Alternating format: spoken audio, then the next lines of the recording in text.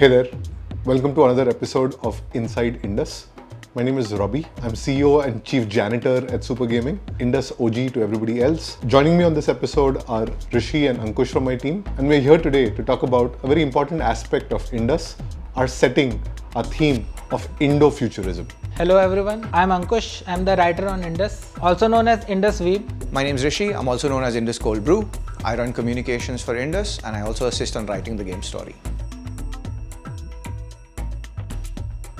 When we started thinking about the setting for our game, we wanted to tell a story that's something we could authentically tell. Ankush from my team came up with the idea of using the Indus Valley civilization as the backdrop of our story. And the Indus Valley civilization is something that we all studied in school, Mohenjo-daro and Harappa, but nobody knows anything else beyond it. What happened to it? What if the Indus Valley civilization didn't die, but was so advanced that it flew off to a distant galaxy, and you're now discovering this galaxy in the year 2500 via this game, Indus. Indo-Futurism is about showing an optimistic vision of India in the future. What could have been, but also what still can be. With the premise established as Indus, we looked for inspiration into what our purpose of the game should be. We were very inspired by the movie Black Panther, which was successful everywhere, and its take on Afrofuturism. This served as a perfect way to kind of think about our purpose of the game, which was Indo-Futurism. A place inside of our game, Virlok, that combines India's glorious past with a hopeful future. While we've been explaining why Indo-Futurism is important and what its origins and stories are, it's also important to know that this is a game. In fact, it's a battle royale. It's a genre where story isn't really up front and center. Aside from giving you the gameplay and systems that you've come to expect from a battle royale, you also need a reason to keep coming back. That's why the player's story, the narration is really important and creating a compelling world and universe for you to care about. When talking about Indo-Futurism, it's not just about what is Indo-Futurism, but why we need Indo-Futurism at all.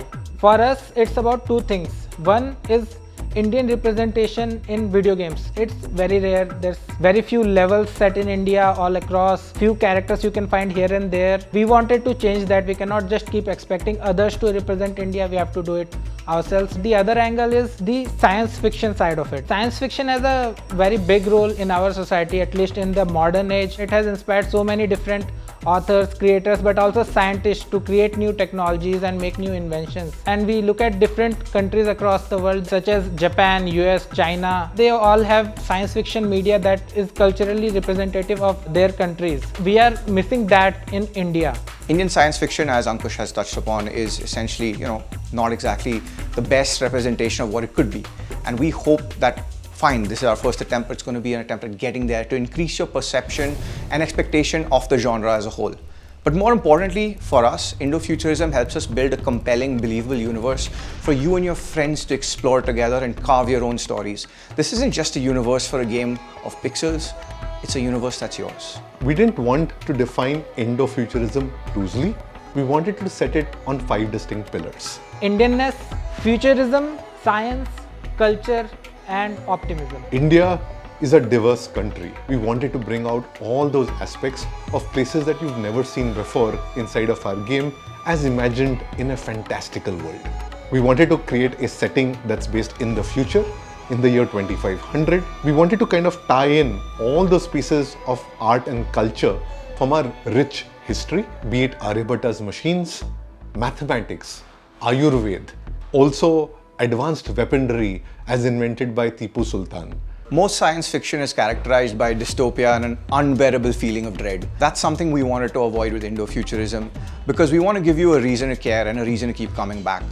The society in which Indo-Futurism and Indus takes place in is one which has solved most of the social ills and evils we've come to know and expect from every genre of sci-fi. It's only after you've done that are you able to create a compelling reason for people to come back, keep playing and care about a universe and a reason to keep playing the game. Thank you for watching this episode of Inside Indus. We'd love to hear back from you on what you think about Indo-Futurism and your ideas around it. Subscribe and stay in touch with all our future drops. If you want to know more about Indo-Futurism and Indus as a whole, we end up putting out a lot of, as the cool kids call it, hashtag content on @IndusGame.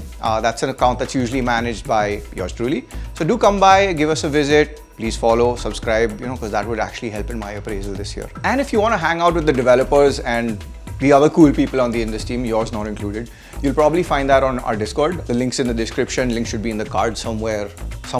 Do check it out, hang around, tell your friends, join us. We hope you like what you see.